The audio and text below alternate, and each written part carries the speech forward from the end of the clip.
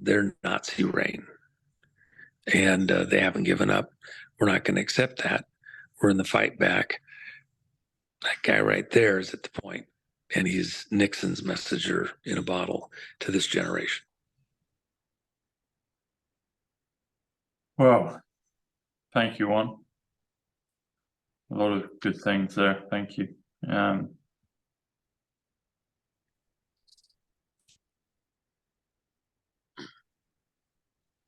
17, the number of reversals, 355.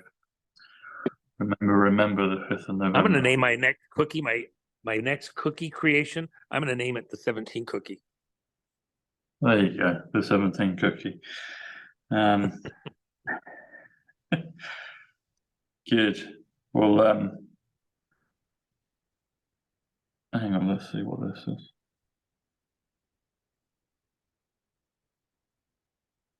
By the way, Jennifer just got these blankets made. This is a Sherpa blanket, and it's awesome. I just love it. She has this one and one that has the called imagery on it from our movie, The Called, The Makings of a Perfect Day. And I love this imagery because that's the deep state bull, and Trump is the Megador, the matador going to war, single combat with these monsters. And I think it's the imagery that we'll remember out in the future. Oh, you got the cue there. I can see it. Well, yeah. So, and then there's the deep state brand on the bull. The thing that's fun with these. So I got friends that are going to, in the fall here, we have football and basketball games. I mean, football and baseball games that we're going to the stadiums and all that. And a lot of times they're afternoon or evening games and all that. So you take your blanket and your jacket and you go to the game. Well, imagine how much fun our guys are going to have flying the flag, wearing their jacket and throw the blanket over their shoulders or across them while they're at the game. It's kind of fun matching stuff. And, you have to fly the flag of your team. And it's becoming more and more apparent where this is going. They tried to hoodwink America over who won and the reality is Trump won, and it's becoming more and more apparent to everybody. And now we're working through the legal side to get back to resolving this. In fact, the threat of going to a 2024 election is fairly serious. I don't think the election happens on time. We have a little bit of a pause while we sort things out. And of course, we have the song Jennifer and I have sung. She wrote it, 2020, it's not over yet. It's actually a longer song than that. I think we have it on the YouTube somewhere or the social media somewhere, but it's a very fun song. I should have her repost it again over there at Telegram or something. But anyway, it's just, keep your eyes peeled. We're far from over with where we're at. There's all sorts of developments happening even now. So. Good stuff. Well, thanks, Juan. And by the way, you can get the blankets and all that over at thejennifermac.com. So and if you're outside the U.S., there's a link there, I think, that helps you to order outside the U.S. That there's another company that does the mailings and all that. But I'm just telling you, that blanket is awesome. It's a very warm, cool blanket. So anyway, just an aside. Good. Get your blankets, everyone. All right, my friend, thank you. It's a tricky business that we're involved in, but we'll get there. Question. There's always why. I do question why. I'm always thinking why, but well, why what? Why what? Well, that's the question. Why everything? Why? I mean, well, I don't think. Look, you have good versus evil. I don't think there's any question. In this contest, going all the way back to the garden and before, you have Satan, Lucifer, the devil, bringing sin into the world, the green man. Why? Because he hid amongst the green leaves of the trees of the garden. But why? Let's go beyond right that there. question. Let's go beyond that question. So No, you so can't get point. beyond that question. That is No, but we can the though. entire fight. But what's the point of it? Why? What happened before the garden? Why did we agree to this? You know, what is the purpose of it? Is it to just gain experience, to develop faith, to know the difference between right and wrong, good and evil, dark and light? What is the, you know, I'd assume we must have existed beforehand. We're eternal beings. So we are. So the question is why? Why did we agree to this, to all of this? That's the question. That is the question. Well, if you didn't have free will to make choices, then So I don't even know any if we do. I don't even know if we do enjoyment. have free Hold on. Is your friendship with God? The scripture says, for his pleasure, God hath created all things. Okay, for his pleasure, for his good enjoyment. If What verse is that? What reference is that? Oh, I think it's in Psalms. Okay. But for his pleasure, you can punch it in a search engine, you'll get it in a heartbeat. And but he created mankind for his pleasure, all of creation for his pleasure. Okay. But within that context, if just like King Xerxes, he had all these wives, how much of that was a willing choice by those women, and how much of that was compelled? Were they, the women that Esther competed with in this beauty contest? The beauty contest rules were, one of you will get to be a wife and co-ruler in the kingdom, and the rest of you, if you enter the contest but you lose, you get to be a concubine. You just get to be a sex toy for the king. And so, how much of that is because there could even have been the possibility of actual romance or love, and how much of that was the friends and relatives who were hoping that they'd get one of their daughters in good with the king, and then they'd get favor within their family, their locality, their principality, for good favor. So the women are being offered in there. How much of that was even fully voluntary on the part of the women? Even Esther didn't want to do it.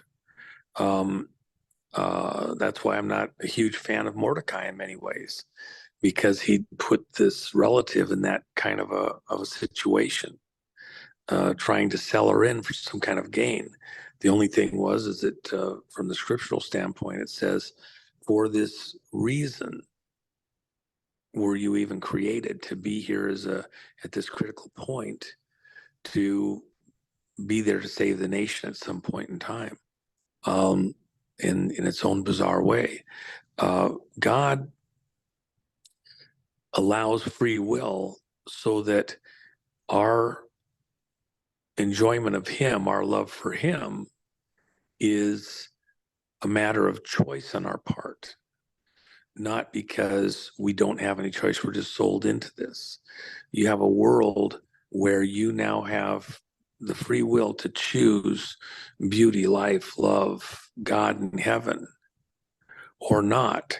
And it's your choice. And then you live with it.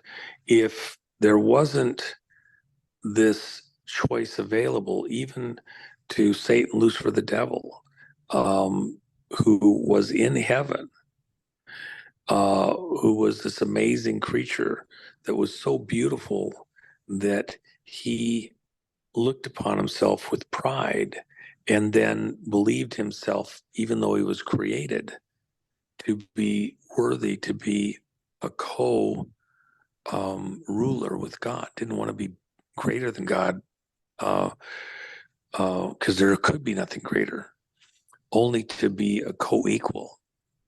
So as God, as an act of will, I choose to be as God and equal with God. That's what the devil wanted.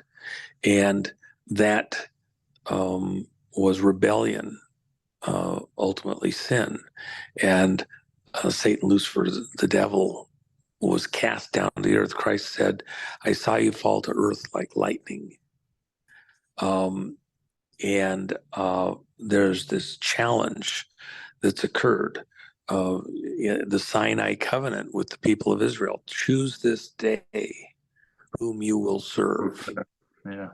Okay. And so, Milton, the devil says that he would rather rule in hell than to serve in heaven. Okay. Again, that's the choice over and over and over. Milton Erickson? Milton, in his book about, the 9 layers of hell and all that. You got the wrong. Just a very famous quote. I'm thinking of Milton Erickson. No. So the thing is with that, the one I contest whether we even actually have free will, because if you don't have full disclosure, at best you have a best guess.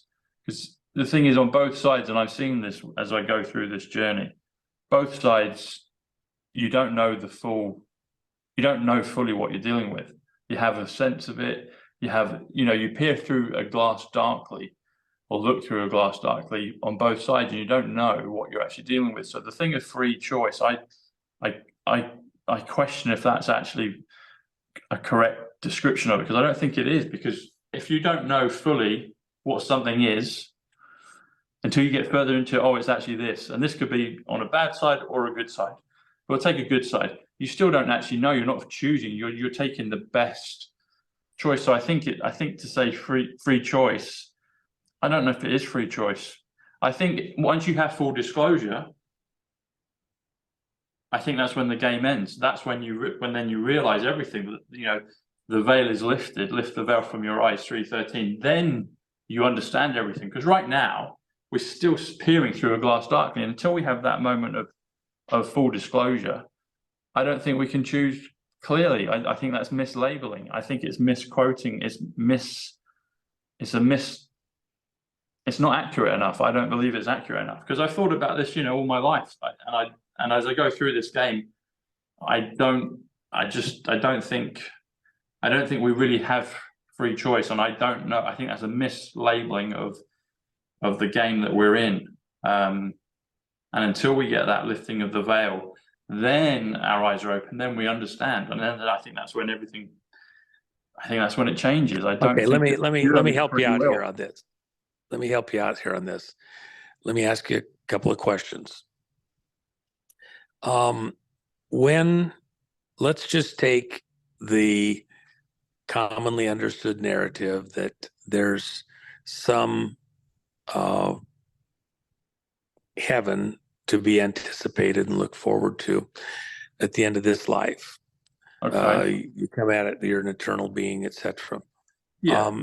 When you get to heaven, are you complete in the sense that if I came back to you, if time even exists there in the way that we understand it today, are you still growing, improving, changing, growing out, or are you static?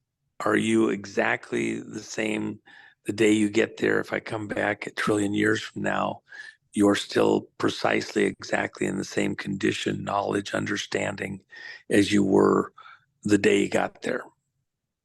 Okay. Is there growth in the world to come? Okay, I see where you're coming from with that. Let me answer it this way. So if we're an eternal being, then that would make us like God, and we would be God. If we're children of God, then we're God. Ye are gods, it's plural, it says it in the Bible. So if that's the case, if we're in a place where time doesn't exist, God is perfect and knows everything, but the way that God grows through the trillions of years of time is through multiplication and through having more progeny, through having more children, allowing them to go through the same experiences. So the question is, if we were eternal before, which we will continue to be once we're out of this mortal realm, then we would progress and we would gain in glory through progeny, through having more and more offspring. Because if you're God, if you're perfect, if you're eternal, then you know everything. So the question is, if you're describing what you've asked, then the same question has to be asked of God, because if God knows everything, God is eternal, then does God know more things in a trillion years down the line? Let me ask you a slightly different question. We'll come back to this in a moment. In the garden, where there was no sin, what was Adam doing there, even before Eve showed up? It says that Adam named all the animals and all the plants, not just in a, lion, tiger, bear, but he broke them into the various categories. He understood the genetics and the differences of them, all the plants, and he was a groomsman to the garden. He was actually there as a caretaker. Were the plants growing in the garden? Yes, they were. Was the garden growing out? Imagine whatever the size of the garden there in Olduvai Crater, where Adam found his first life, was planted. As it grew out, if Adam was in charge of it, would the garden have continued to grow out and its boundaries continue to expand? And by the way, when God gave the earth and everything that was in it to Adam, it was done without any precondition. It wasn't like the Sinai covenant with the nation of Israel, where if you do this, I'll do that. If you do this, I'll bless you this way. If you do this evil, then you'll have an evil outcome. You'll sow, whatever you sow, you'll reap. In the case of Adam, it was given without any precondition. This is yours. And you are the master. You have authority over everything that creeps and crawls and moves upon the earth. Just imagine for a moment, what if sin hadn't entered into that environment with Adam and then Eve being added in, who came out of Adam's side? God created her because he couldn't find any animal of the garden that was like him, that had the same flesh, the same nature, the same knowledge, the same spirit. At the moment he became aware that all the other of creation had mates, counterpoints, the plants, etc., but there was none for him, then God put him to sleep, fashioned Eve out of this rib taken out of side type of thing, and now he had a mate that was flesh of his flesh, bone of his bone. But remember, when God did the original promise to Adam, he told Adam, he said, the earth and everything that's in it is yours and your seed as an inheritance forever. Yeah. Now think about that. There's no Eve. Where's Okay. Eve? So when Eve gets in there, she was added in before Eve even existed. God had already told Adam, you're going to have offspring. Those offspring will inherit the earth and everything that's in it. He gave him something to look forward to and a certain commission. This is all yours. Well, if you had the garden and then Eve gets in there and they're both procreating and no sin comes in, the garden would have continued to grow in size until it covered the whole earth. And their children and grandchildren and everything else would have populated not just the garden, but the whole earth. And but it was only because sin came in, it kind of interrupted the flow of things. Yeah. Now you look, and that was for God's good pleasure. He created something, he wanted it to grow, it was going to be beautiful. Then you look to the heaven in the future. Is the heaven that we will populate going to grow, build out, expand? Will our blessing if you will, expand out into the rest of creation, even from a heavenly realm? And I would say yes, because the very Yeah, nature I of would as God well. himself is growth, Yes. is population, is expansion. Yeah. That's just the nature of God. It's life and a continuing expansion of life.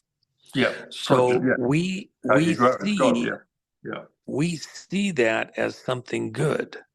Yeah. Now the other side of the coin is, and you say, well, I have to see the end of it. Then you'd have to see an unfathomable, not just trillions or quadrillions of years out in the future, some number Google plus out. And then you can finally make your decision. Then you can decide, whether or not it's a good thing or not. We see lots of things where we see a direction where things are going, where our mind was the mind of Adam before he named all the animals, before he named all the plants. He was the greatest scientist that ever lived in this world to date. Adam named all the animals and plants So I and guess divided them into stuff. And then he also groomed the garden. The garden wasn't static. He's there. He's trimming the trees. yeah. They're growing like crazy. He's trimming the plants. He's putting them in organization, and they're growing. He's building out the garden. He's giving it a design and a flow. That's why you go to places around the world, especially with the Brits, and Yeah. they love their gardens and the organization and the They do. layout, because it goes back to the very nature of man at creation. So So then I come back to, I agree with all of that. The question is then is why. So okay, so now I come back Adam to, would hold have. on, let me finish this thought. I want to finish this thought so that you can Okay. have something to compare with.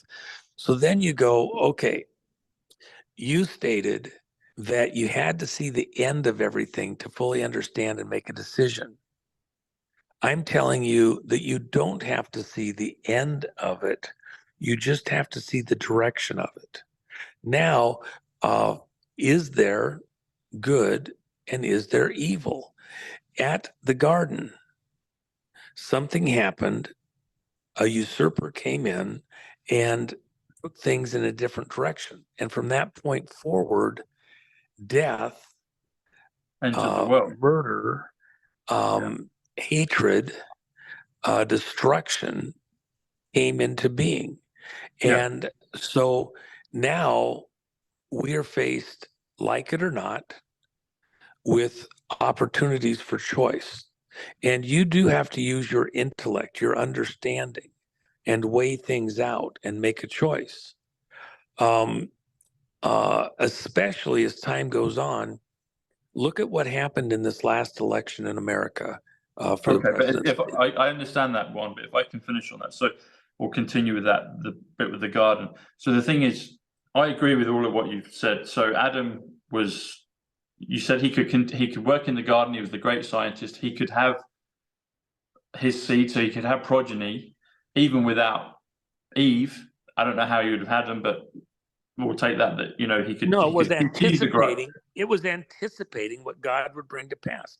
That he was Okay, so going he to was be there. anticipating that. Okay, but when Eve Yes. entered, and then the fall. So when the fall happened, when sin entered the world, that's when death. I mean, look at Adam. He's a teenage guy, learns all this stuff. He's a genius, Okay. and he's looking for Eve. He's turning over every rock, every plant. Where is Okay. she? Where is she? There must be a mate for me. When But he in finally that- gets to the end, he couldn't find it. So then God, okay, I got a surprise for you. Great. But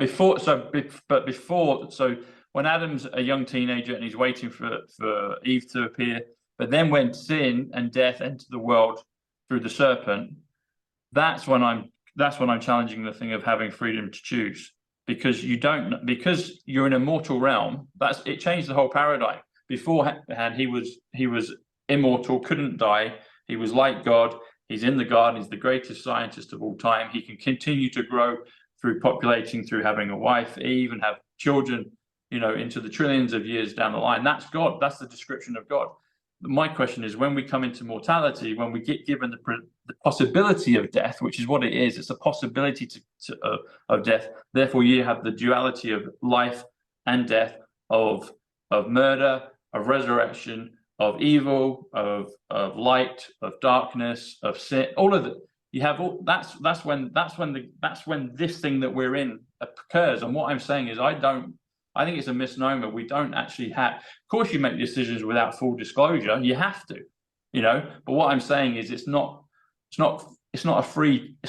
a full choice. If you're eternal, as Adam was before in the garden, before sin entered the world, then he knows he's the reason he's the greatest scientist in the world, because he knew, he had that knowledge, he had that understanding. And the way he grows is through progeny, through, continuing to do the same things.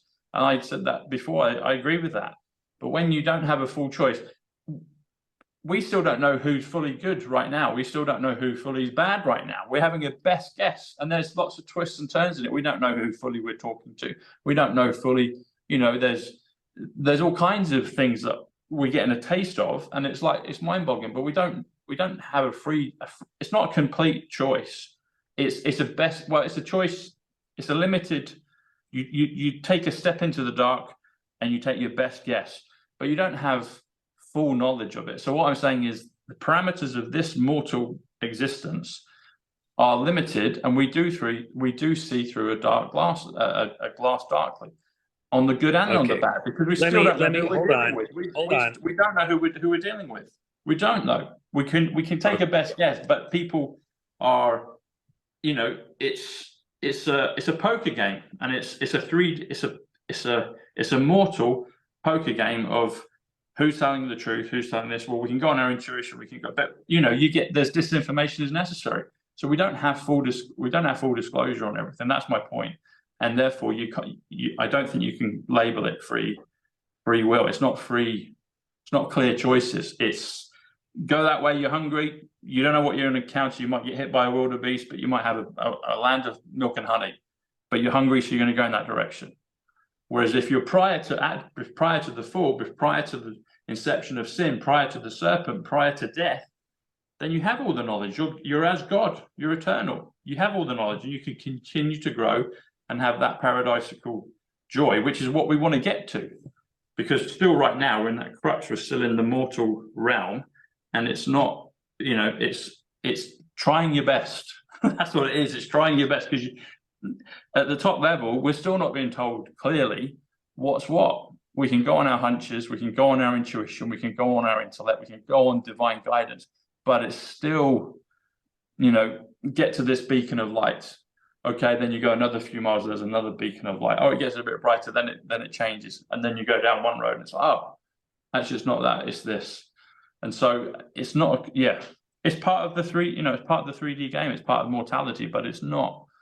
And that's my question, going back to my original question. Why did we agree to go through this fall? Why did Adam agree? Why did we all agree to come into this realm? Is it to gain experience? Is it variety? Is it because it's boring to be a god for trillions of years? Hey, let's take a taste of mortality and then we'll rise again. What is it? Again, I don't want to be quibbling, and I don't want you to be quibbling. This is a very important point. It goes back to my original question. Hold on. Let me ask. Because it's no one answers it. It is quibbling. No, it is quibbling. Here's why. It's not. I'm not quibbling. I'm asking sincere, genuine questions. My opinion. No one seems to answer. My opinion. It's quibbling, and here's why. Well, in my opinion, it's not. But I'll hear what you've got to say. But it's not. I'm not quibbling. I'm asking on the nose questions, because no one seems to want to tell the truth about what this is, or they can't reveal it yet. But it's like, well, this is where I'm at. I'm like, I want to know. Okay.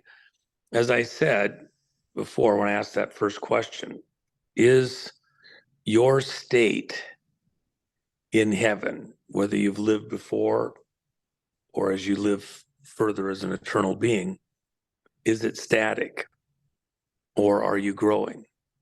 Second of all, when people say that they've had some eternal existence prior, that by itself would indicate most likely that heaven is static. Why? Because there's no new created beings. Are you not a new created being when you come into this world?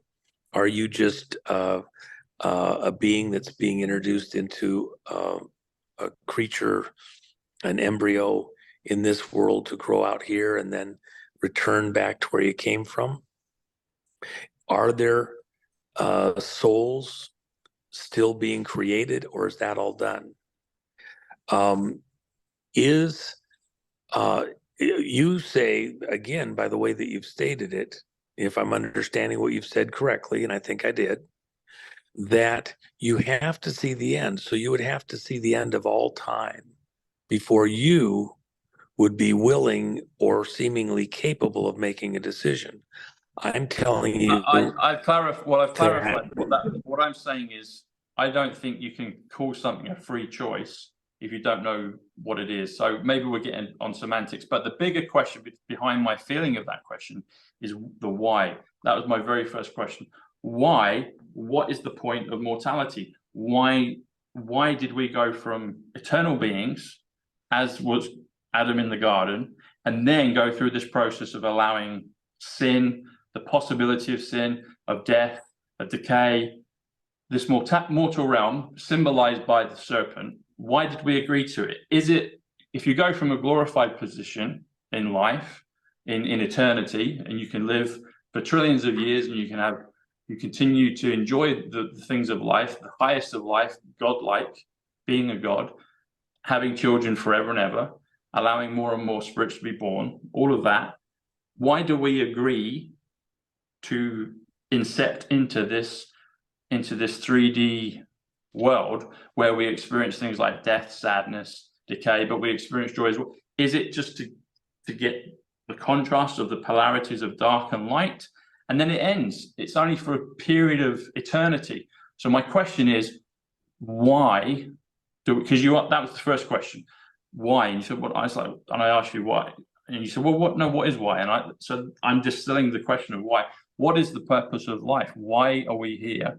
Why are we doing this? Why did we incept into this 3D realm, going through the process of the serpent, etc.? However you want to look at it, I understand I get that. Why? So, why do we go from being Adam, perfect in the garden, given the promise to have eternal seed, but yet you now got to go through this? Is it because, yeah, why? Why is that necessary to be? Why is that something that beings that are gods would entertain? What is it? Why? You have to qualify what you're saying, big G, little g, first of all, that you're going to be a co-equal with God misunderstands the relationship from the beginning for all of creation.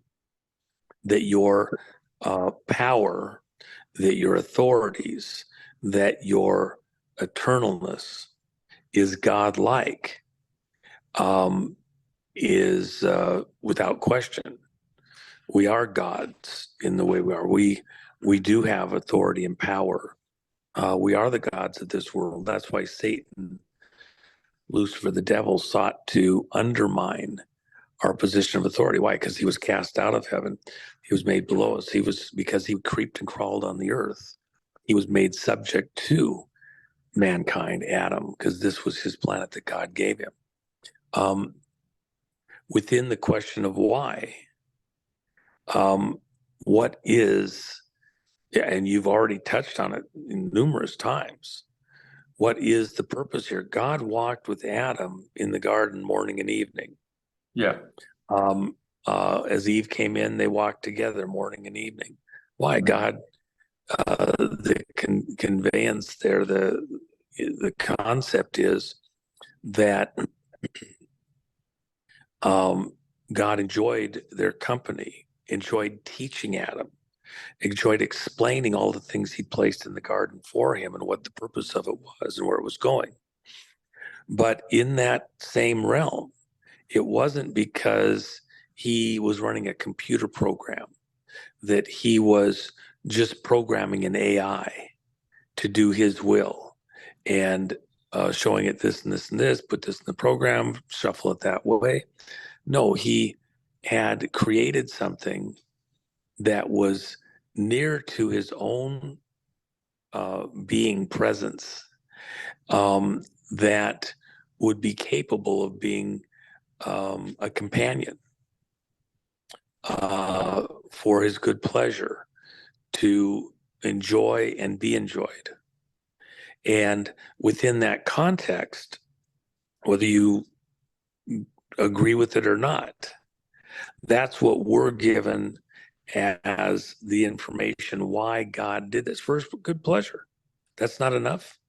Is pleasure life? Is pleasure light? Is pleasure growth and happiness? And do you have to see the end of it if you've had time to see the beginning? This is why I raised a moment ago, and it's not a trivial point. Look at what happened with the 2020 election. Okay, just pause there a second. Hold on. I gotta finish this thought. Let me finish this thought. I gotta get this out there.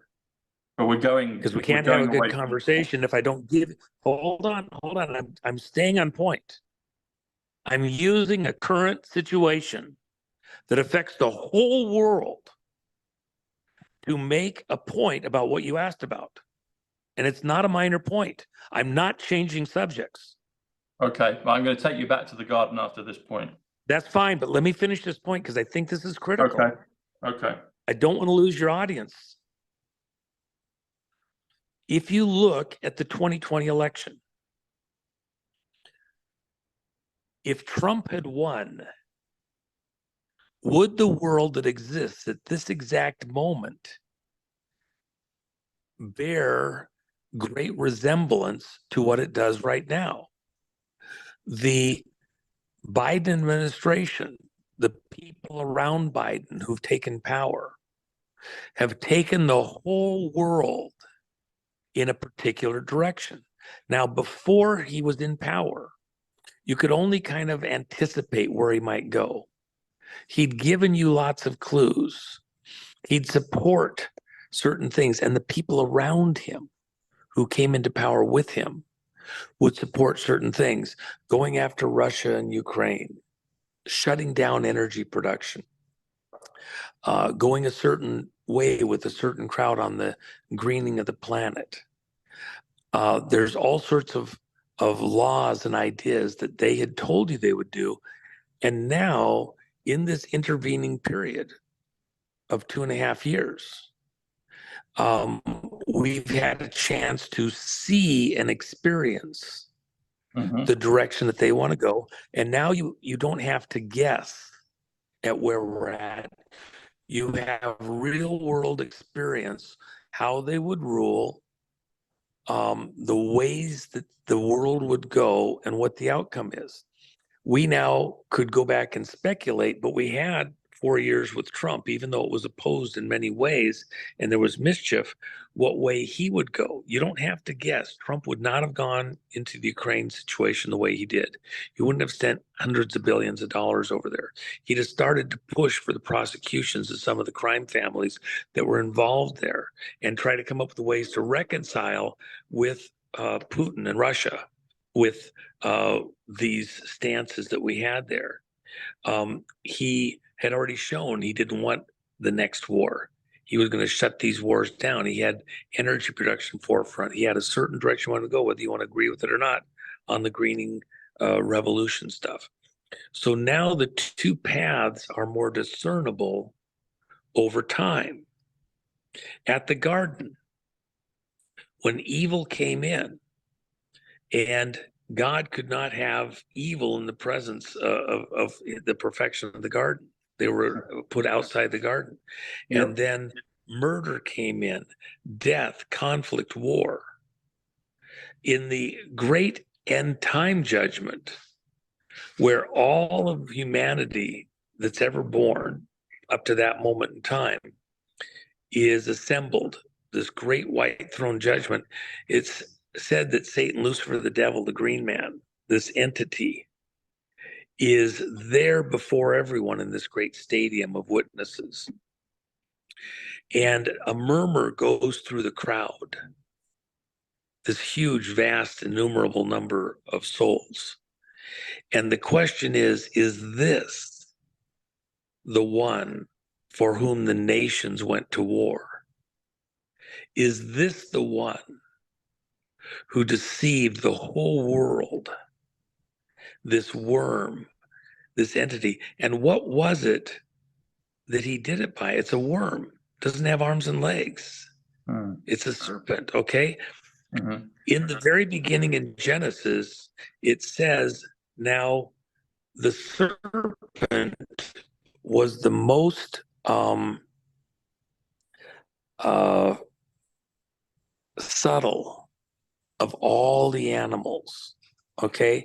He was very, very subtle and conniving, very smooth in the way that he did stuff and presented. When you understand that, he, by subtlety, by little teeny pieces, he maneuvered himself. And then it says that Eve was beguiled by the serpent, which has sexual innuendo, and made a very good argument, made a very convincing argument, and got her to choose. And Eve was no idiot. She was very smart too. She was a student with Adam. She was behind Adam in a lot of things, trying to catch up because she was created after Adam had already gone in and done so much work. She's learning the garden too, but she was behind him. When the serpent offered her knowledge where she could catch up to Adam without going through the process of learning like Adam did, she was very enticed by that. And she could have knowledge. She could be where Adam was, and like God even in this knowledge, having a God nature as a created being in the image of God, but still having to go through the steps to gain that knowledge over time functionally. And she could get a shortcut. She was beguiled into going along with that con. She made a choice. She had knowledge. You would, from your viewpoint, you'd say, well, it was incomplete. Yes. And she chose to do something she was told not to. And she made a choice. There was a decision point, a point of decision, this luminal moment. Go this way or go that way. Do what your creator has said. Let's go through this process, walking morning and evening with your mate, your companion. You're going to get it all. It'll be there. Or do the shortcut with this enticer, this whatever, and you make a choice. And she knew when she did it, because the serpent was teasing her. He said, you'll die if you do this. But you think he's telling the truth? You know, look, you can touch it, you don't die. It didn't say don't touch it, it just says don't eat it. But, you know, Adam probably said, don't even touch it. We don't even take a chance. So you don't die. I can touch it, I don't die. There was some kind of con job that was done. There is today in the world the same subtle attempts to con us into going along with an evil path. And we're supposed to be smart enough. You're saying you're God-like, becoming a God, are a God, going to be a God, then you should have discernment and capability. Even now, wisdom is the ability to foresee the future consequences of present action. Wisdom is the ability to foresee where something's going before you get there. The future consequences of present action. When the arrow leaves the bow, if it's just a little teeny off, it might look like it's headed for the target, but as time goes on, as it goes further and further out, you can see it misses the target because it wasn't aimed correctly. That's wisdom, to be able to see that you're on track or you're not on track. So at the end of the day, a perfect God requires perfection and is surrounded by perfection with no shadow, no hint of evil anywhere there. If you're saying that you have to know exactly where the arrow is going to hit before you ever let it leave the bow, I would agree. If you have to say that I have to see the actual arrow hit or miss the target before I'll make a decision, and I'm going to wait until after the shot's been fired before I make a decision, then I would tell you that that's not necessary. And you can see societally, you can see in your life experience And that's what in part No, I get that, but that was my see that there is a good and an evil. Do you agree in the most basic premise of all that there is good and there is evil? And those are there so that you, as an act of your personal will, do in fact have the choice to choose one or the other. If you say it's automatic and I have no choice, I'm just a victim of it, I say you're wrong. And I say that that's where we would not be able to agree. And I would say that I'm not that's saying equivalent. that. I'm not saying that. I'm going back to the question of why. I'm going to take you back into the garden because The why is because you needed the opportunity to make your own choice, which makes you a unique sovereign being.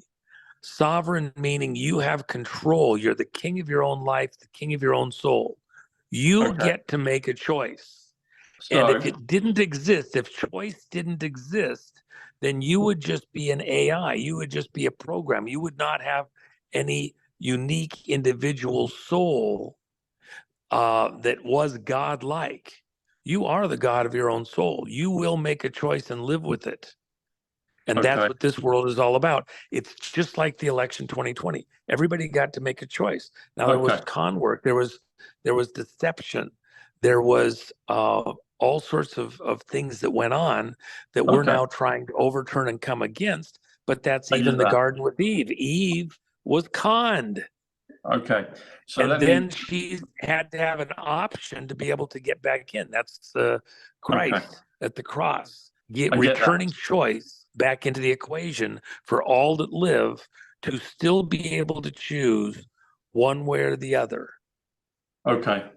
So why not walk with God as Adam did and could just continue to do that without the possibility of Satan entering in? You said that Eve was offered a cheat, effectively. You know, I'll give you knowledge, but you're going to die. There's going to be a cost to it. Why not just continue in that high perfection? Again, just as I said, that's an AI. Then you're just a computer program. So prior to the serpent entering, if there wasn't Adam choice, was AI. Choice wasn't real. If the choice wasn't real, then all you are is a computer program. Even to Satan, Lucifer, the devil himself, the choice to be in a heavenly realm under the government of God Almighty versus your own government, versus your own choice. As an act of will, I choose relationship with God, the creator of all things. I recognize that I myself, while I am God-like, am not God the creator. Anywhere where I create, I do so because I'm in relationship with God. If you choose to go have a child with some woman, are you the creator or are you entering into an agreement with God Almighty to participate in the creative ability? But ultimately, he's the author of creation. You are not the author of creation. If you have a child, God is the author of creation. And he has that role solely. There is no other creator in all of existence except for God himself. So we might be getting close to the point of why then.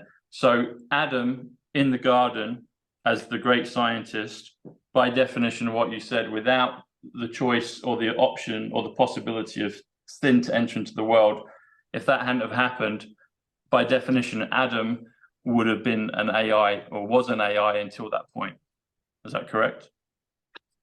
Yes, because he wouldn't have had the option to choose God. He would have just been doing what he's programmed to do.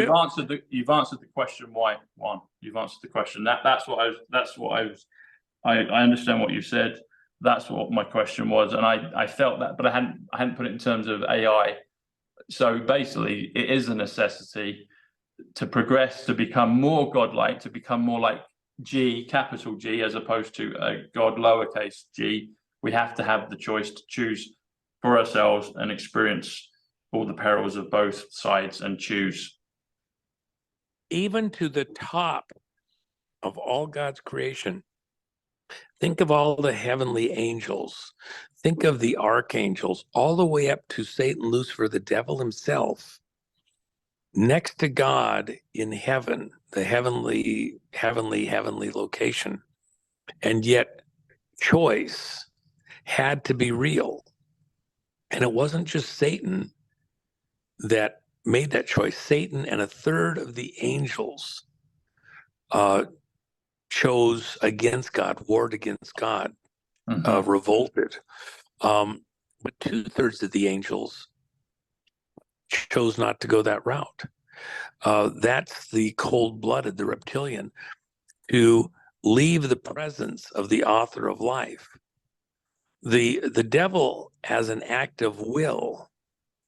See, Moses, when Moses was at the burning bush and was given the commission to go lead the children of Israel out of slavery in Egypt and to go confront Pharaoh. Moses says to God, he says, well, on whose authority am I supposed to tell Pharaoh that I'm here to take the people out of Egypt? And remember, Moses was raised in Pharaoh's court. Okay, he was raised to be Pharaoh.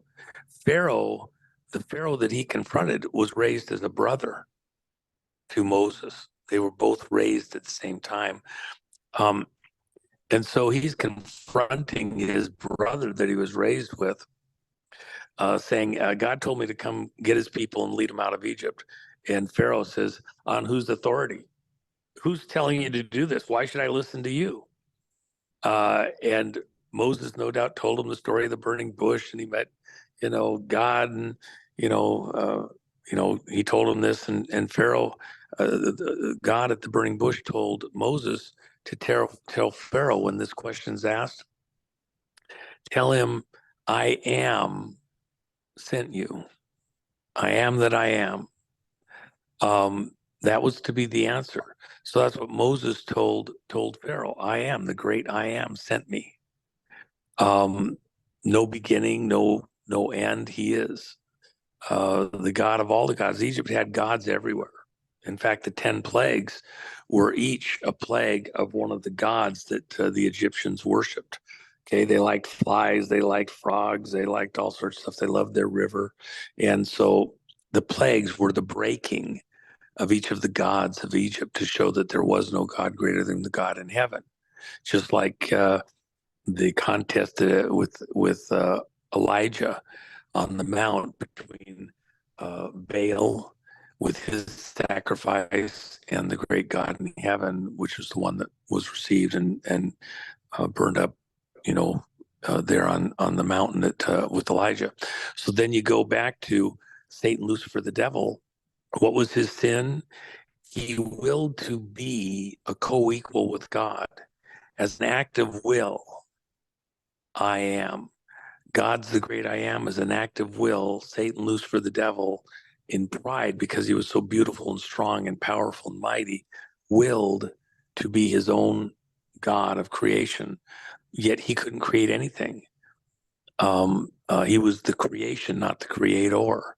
But a third of heaven was beguiled by Satan, Lucifer, the devil himself, bought into the subtlety, and a third of heaven was cast out. It was an instantaneous reaction because pride, the shadow of sin, could not be allowed in God's presence. It was ejected instantaneously. That's this world that we're in, where we're still confronted with the same choices ourselves personally as have existed all the way along. We choose. Do we choose to be in the presence of life, to be co-creators, but not misunderstanding our place in the government of God, working with him, but not trying to be a co-equal or supersede him like the devil wanted to? And that's the why we get the choice. We get the opportunity for choice, because those that go out in eternity in the presence of God are there as an act of will to be with God, not choosing to try and subvert, overthrow his position over as the creator overall, but to be co-creators with him because he has befriended them, because it pleases him to do so. That's the rebellion in heaven. Who was the first rebellionist? It wasn't Adam. The first rebel was Eve. And then she taught Adam the trick. We're in this conflict now where that is what this world is about. Even with things like the election, the stuff that I'm dealing with there. Now that you've had a few years to see where this is all going, when the moment comes here shortly and we push the pause button, you'll have seen where it's going. You're going to get a chance to still pick a side and decide if you actually agreed with where this is going or you were frauded, and rethink the direction, not just of America, but of the whole planet. That's this moment before the millennial period, the 1,000 years of peace on the earth. Everybody gets to pick a side. Choose carefully. That's the why moment. How long will this pause period be? 4 years. Really? So we're going to get to that, and then there's going to be another 4 years after. The world is so screwed up, but America itself is so thrown off, screwed up with what's going on. We didn't get here overnight. Rome wasn't built in a day, and you're not going to get it unraveled or unwound in a day. And just to even get, once I was hiking, and I'd gone to a mountain lake. There was some fish there that I'd seen previously, and I wanted to go up and try and catch those fish. So I came back, got my poles and everything, and a waiter, and wanted to go out and do some fishing there. And had a great, two beautiful days. It was pretty strenuous hike to get up this location, several miles straight up. And when I was coming back down on the second day, I thought, I know where the trail is and all this other stuff. I could even see way down in the distance where my hot rod was parked. And so I thought, yeah, actually, I'm just going to go this shortcut, because that other route that I came up both days, it was nice to go this long winding route because it was shallower. It spread the inclination over this long path. But going back, I thought, you know what? I don't mind if it's a little steeper. I'm just going to go the steeper path back, and I'll probably cut 1.5 miles or 2 miles off. And it was getting, later in the day, and I knew that it was going to be dark, not that much further. I'd stayed fishing longer than I should. And so I was trying to cut some time off of what would have otherwise been about a 2.5-hour hike back. I get further and further down the hill, and I'm kind of cutting through all the brush and everything, and pretty steep thing. I reached a point where I couldn't go any further unless I literally was going to rope up. And I didn't have any of that kind of climbing equipment with me. And I realized that actually there was no way. I skirted this very steep area. I was skirting it for quite a ways, and I finally realized actually it's only getting worse the further I go.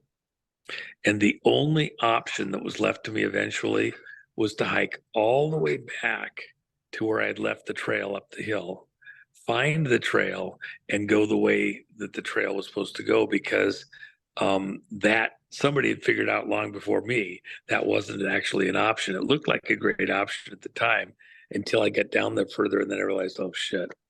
And so then I had to hike all the way back up. I finally found the trail. It was getting dark, and then had to follow that trail down in the dark, which took me way longer than I ever planned on in the first place. And I got fish in my pack that are starting to get pretty warm and no smear. I got to the car. It was like 1.5 hours after dark, and it was not an easy, because I hadn't even thought about bringing a flashlight or anything, all the stupid stuff. But anyway, I'm smarter now in my old age, maybe. My point is, even like with the election stuff, we've gotten to a certain point. We see how this is playing out, what's going on. Is there a shortcut to just continue on and get fixed? You're cutting out, one. Can't hear you, buddy. You cut out. Can't hear anything you've said.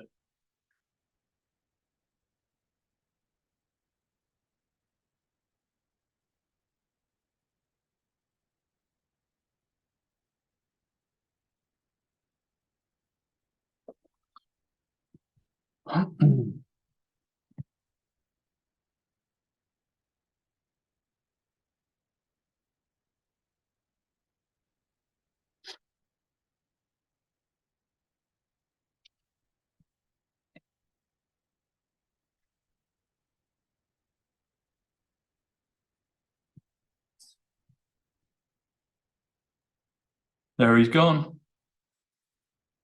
Well, there you go, folks. That was an interesting one. So Adam was a glorified AI until he had the opportunity to make a sovereign choice by being given the choice of, well, I guess by being paired with Eve and having the fall, having sin, or the possibility for sin entering into the world, death. That's my question. Why? Why did we agree to all this? I think we're all fundamentally at some level with God. But that's the question. Why did we agree to this? That's the riddle.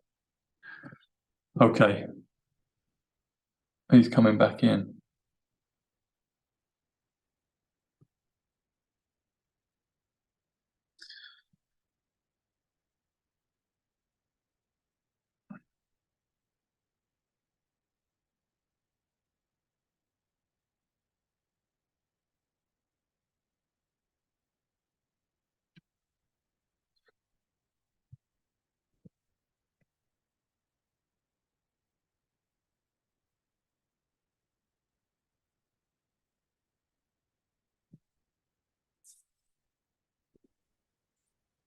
Are you hearing me? Can hear you, yeah. Okay, let's see. Okay, now can you hear me? Yep, can hear you. All right, sorry about that. I killed my phone, obviously, so I didn't expect to be on this long. But anyway, where did I leave didn't either, off? but we've let it roll. So yeah. Where did I leave off there? Where did it kill? Not sure. Well, I can tell you that the whole point is that we as the people, we have to go back up the trail. It's going to be a little bit of work. And that's why I say 2020. 2020, it's not over yet. We have to go back to the 2020 election. We cannot just go forward to 2024. The clarity of in getting this crowd into office over the world, not just America, cannot be allowed to stand. And you now see where they would take us, what that looks like. And now we begin to fight back to get the true leadership that we actually have, the crooked leadership, get them into power, and then begin to dismantle some of these constructs that have come into place in the interim. So that's where we're at. That's what's going on. And people need to take a deep breath, enjoy the show, get the popcorn out. The show not being because there is real horrible things that are happening, death, slavery, destruction on the planet. But the show part is what the Democrats and the people who and have gotten into power, what they do to try and get through this, to stay into power, and the dance that they're going to go through as we come into the situation to dismantle these constructs and to recapture control, not just of America, but of the world, and take it in the correct direction. And that's the moments ahead, coming now. So the pause, are we going to see any kind of, is it literally just a pause, or are we going to see any kind of, Kim Clement talked about 4 years. Are we going to see something different on the pause? Is it just literally a pause, or is it a reality pause as well, a change, and then we move forward? It's not static. We have to go dismantle those things that are going on in the world that left in their courses would take us to destruction, take us to nuclear war. we've got to I back mean up more of a and fabric take of those reality, people, those please. fraudsters. I'm sorry, say again.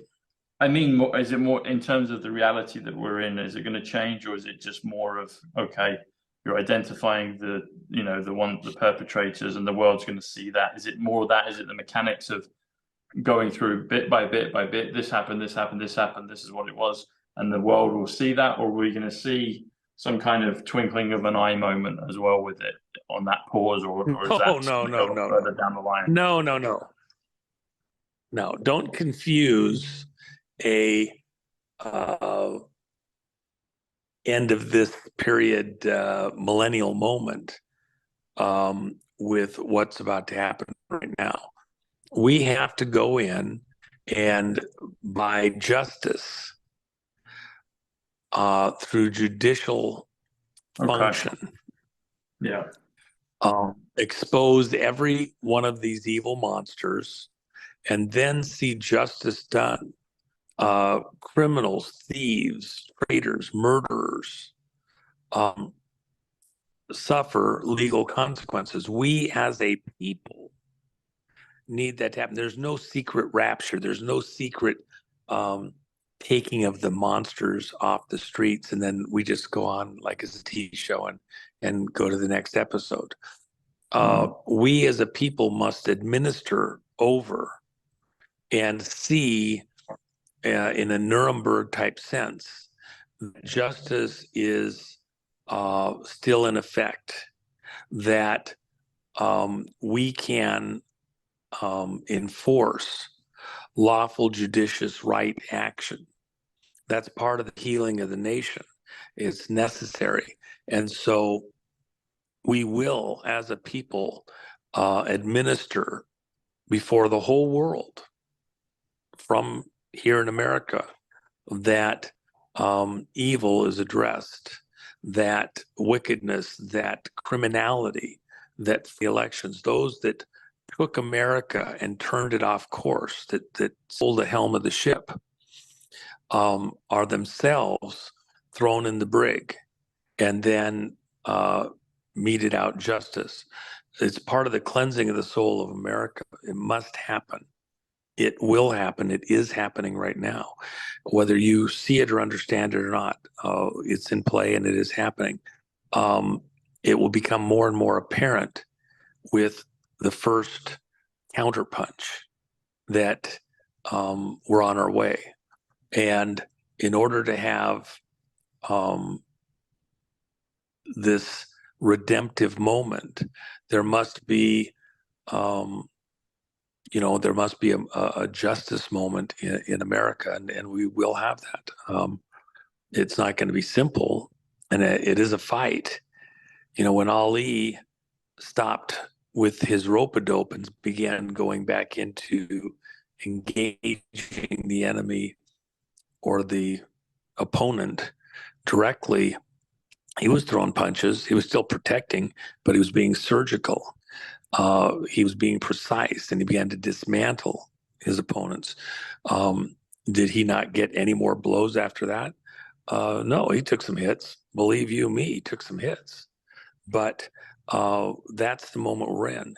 And we prove our mettle by, taking on in this moment. Look, the bullfighter, that bull is more dangerous in the last minutes of the bullfight than he ever was at the beginning, because now the head's down. That's why the head is down. As the bull gets more and more tired, he also becomes more dangerous to the bullfighter because he turns his head and tries to catch it with the horns. And the charges become fewer. The bullfighter actually has to get down oftentimes on his knees and beg the bull to charge him one more time. But when the bull finally does charge, he has to be deft and get out of the way, and those horns trying to catch. Bullfighters, the most dangerous parts, the tail end of the fight, they're tired also, whether you realize it or not.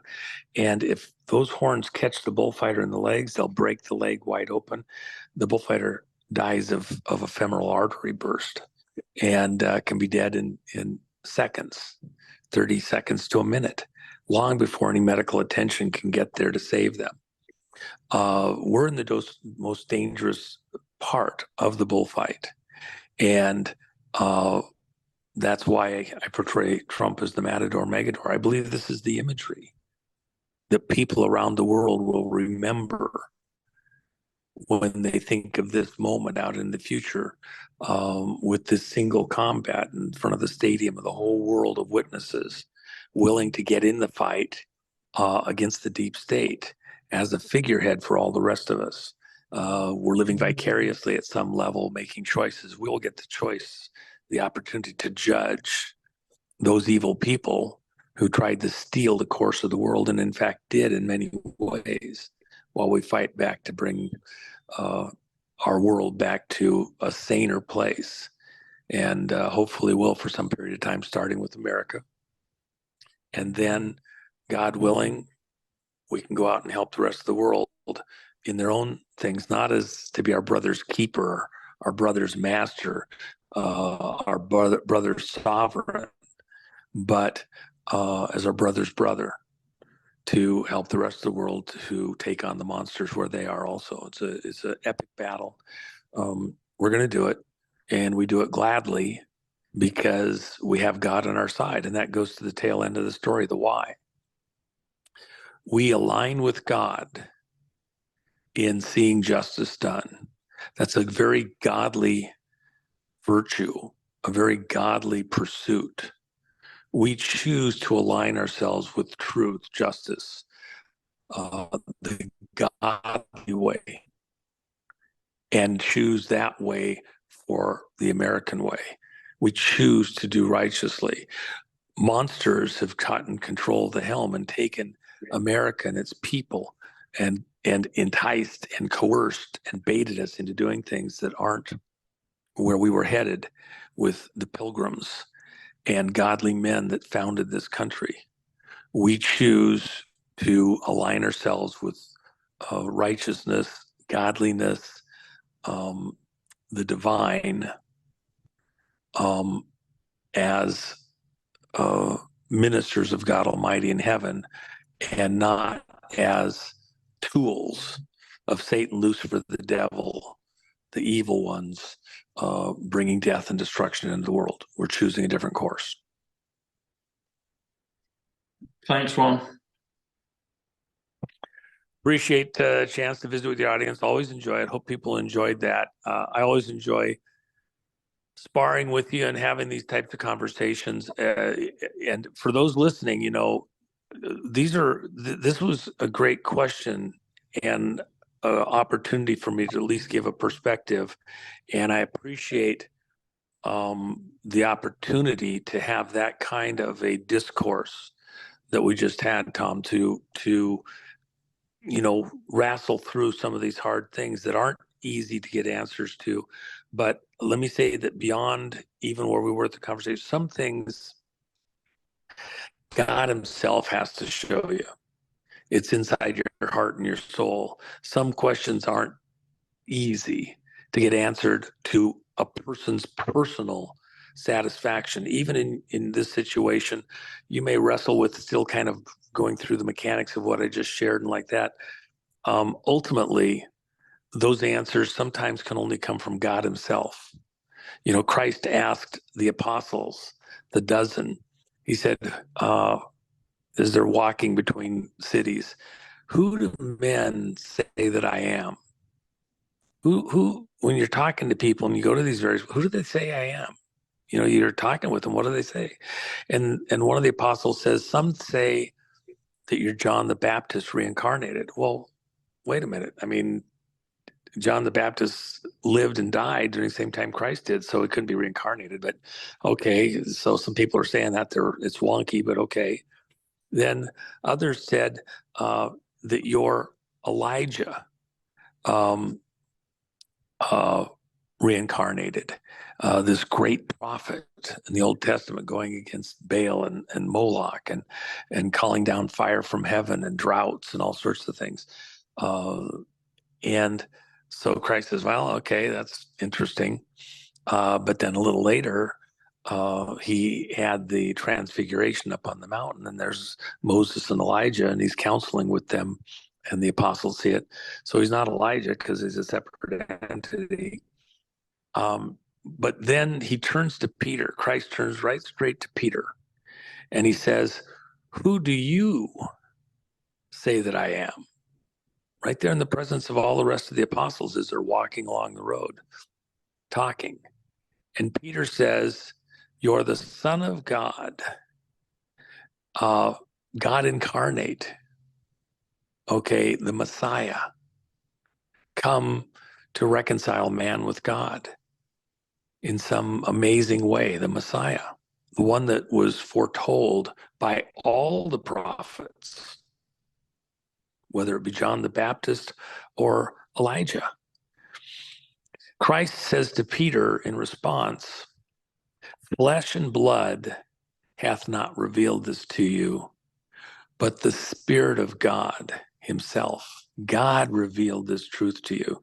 There's some truths that no matter how much men may try to articulate it, discuss it, sort it out, figure it out, some things, just like Paul on the Damascus Road, a Jew's Jew, knew all the law, knew all the prophets, knew all the scriptures.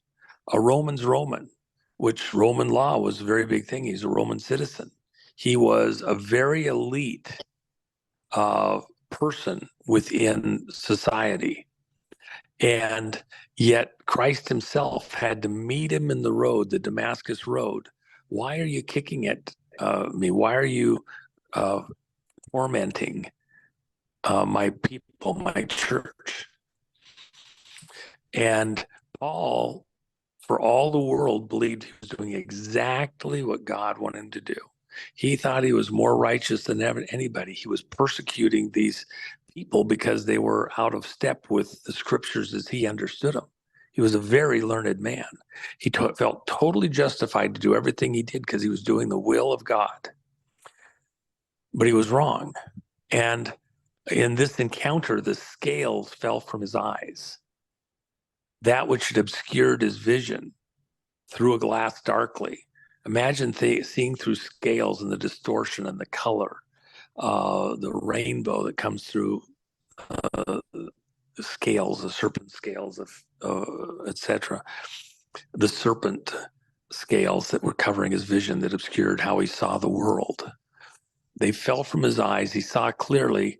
And then after that, Paul had to go into seclusion. He didn't go to the Christians. He didn't go to the Jews. He didn't go to the Romans, anything. He took a decade to relook at everything he knew, relook at the writings, the scriptures, the laws, before he began to go out and re-engage with the Christians. And even then, they had a long memory. They realized, this is a guy that was persecuting, that was there when Stephen was stoned to death, and other persecutions that happened, that was on his way to Damascus to dismantle the church there. God gave him insight, and then it took a decade for him to process it and rethink everything he knew, and then go back and be this amazing person in the formulation, putting together the structure of the church. There's a lot of stuff we know from all the stuff we've learned, everything we've been exposed to our whole lifetime, that we know perfectly wrong. And some of that we only get understanding by divine light. God is more than willing. In fact, he invites us to inquire of him, to seek his counsel, seek his understanding, just like Adam and Eve in the garden, walking morning and evening with God. Adam, what'd you find today in the plants? What did you understand about these animals? What's your question that you developed in the course of the day? By the way, when you go out this morning, you might look at that plant over there. You might think about moving it over here. You might see how they're related. And by the way, they're in the same family. We need the counsel of God Almighty to get through life in this world. It's convoluted enough. It's crazy enough. Some things defy human logic, but God enjoys giving us that which we need to understand and working with us, speaking it to us directly, just like he did with Paul. my prayer for everybody in this audience, God loves each one of us, and for his pleasure seeks to get into right relationship with us, to bring us in, to show us beautiful things, just like he showed Adam the garden and taught him everything. He enjoys to show us this world, give us ways to get out of the crises we found ourselves in, show us the path back to get on the right path, to get off the hill. If you ask something from God, you ask for bread, he's not going to give you a rock. You ask for fish or food, he's not going to give you a serpent. God's very faithful. God's as serious as you are. If you're serious about understanding things, God's as serious as you are. He's as serious about showing you things and teaching you things and bringing you into right relationship with him. That's the beauty of God Almighty. He's not here to destroy or judge. He's here to bring life. It's his nature, and abundantly for everybody in this audience. There you go, bro. Thanks, Juan. God bless you. There you go. Yeah. Look forward to the next time we get to visit. Thanks, man. Take care. All right. Take care. Bye. Bye.